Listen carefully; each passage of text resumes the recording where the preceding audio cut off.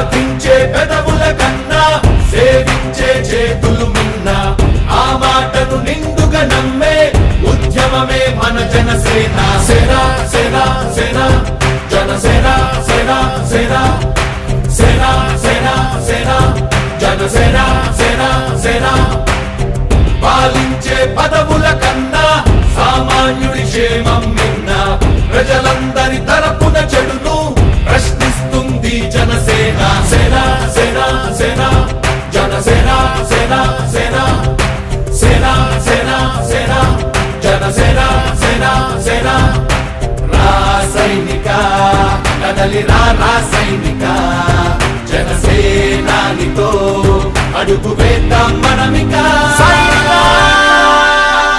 జనసేన జనసేన జనసేన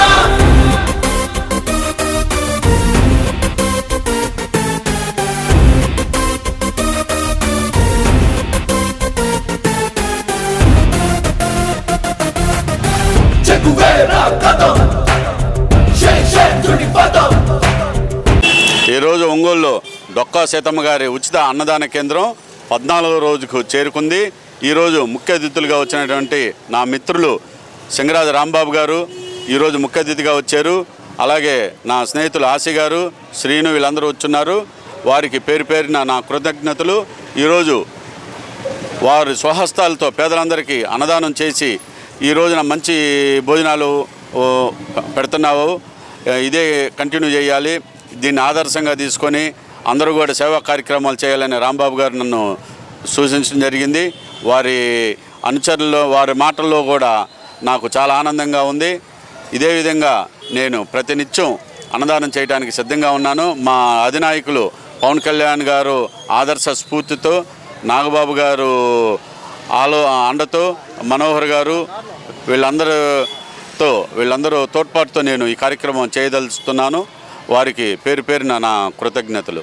ఈరోజు నా మిత్రుడు ఎందుకంటే సోదర సమానుడు, దాదాపు 30 సంవత్సరాల నుంచి రాజకీయాల్లో అన్నదమ్ములుగా మెలుగుతున్న నా సోదర సమానుడు, నా జనసేన ప్రచార కమిటీ కోఆర్డినేటర్ జడ బాలనాగేంద్ర గారి ఆధ్వర్యంలో ఈరోజు డొక్కా సీతమ్మ గారి పేరు మీద ఒక మహానుభావురాలు పేదలకి ఎప్పుడు 24 గంటల్లో ఎప్పుడు వచ్చినా కూడా ఆమె కాదనకుండా అన్నం పెట్టేదని చెప్పి మనందరికీ తెలిసిన విషయం ఈ రాష్ట్రంలో.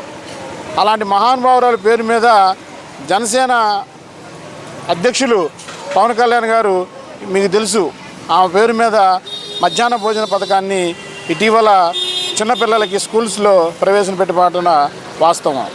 అయినప్పటికీ మిత్రుడు ఈ ఈ చిన్నపిల్లలకి మధ్యాహ్న భోజన ప్రవేశ కార్యక్రమం రాకముందే ఎంతో వ్యయంతో కూడుకున్నప్పటికీ పెట్టే ముందు నన్ను అడిగినప్పుడు ఒక్కసారి ఆలోచించు, రోజుకి దాదాపుగా 300 నుంచి 400 మందికి అన్నదాన కార్యక్రమం అంటే 25 నుంచి 30 వేల రూపాయలు ఎక్స్పెండిచర్ తేవాల్సి వస్తుంది.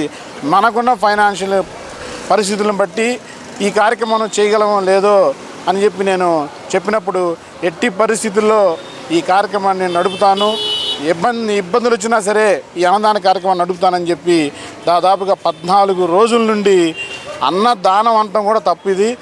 అన్నం ఆకలిగా ఉన్న అన్నంలకి పెళ్లిలో పెట్టినట్టు స్వీటుతో సహా భోజనం పెడుతున్న నా మిత్రుడు జడా బాలనాగేంద్ర నేను మనస్ఫూర్తిగా అభినందిస్తూ, ఈ కార్యక్రమం చేయటం అంటే ఏదో ఊరక పబ్లిసిటీ కోసమో మీడియా కోసం చేసేది కాదు. ఇది చాలా కష్టంతో వ్యయంతో ఆర్థిక సమస్యలతో కూడుకున్న కార్యక్రమం.